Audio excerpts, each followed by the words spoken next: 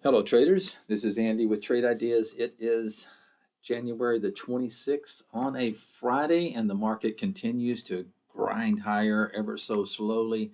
Seeing basically opening up flat today. Have to see what happens. It is Friday. Could see some profit taking, but we don't want to make any guesses right now. Let's dive into some setups here.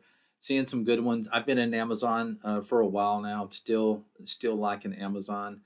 Uh, Got that double top right here. Looks like we're trying to gap right above that. If you look at the weekly, I'm not going to pull it up, but this thing feels like it can maybe move, maybe to the 170 area in the coming days ahead. But anyway, Amazon's on the list. Expedia, I think that this is a very nice setup. Put in my price target. I'm not sure if it'll hit today, but I'd like to see this above that 154.80 level. Let's take a look at GCT coming through my scan called Nice Setup. This is a low float. There's only 13 million in the float, so you have to be careful with this one. 24% I think is short. So this one, look for a break above that 24 level. I'm going to go ahead and put a price alert at 24, see what happens, but be careful with that one.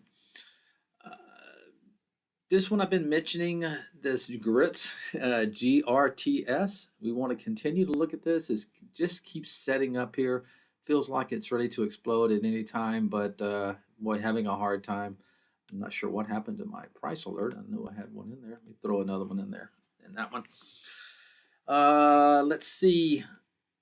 ARDX is on the list, and I believe that is yeah, there you go. A nice setup there. And let's just put a price alert above. I always like to get a little head start. So let's throw one in there right there in ARDX. Still seeing a lot. Oh, yeah, one outside the box one is S.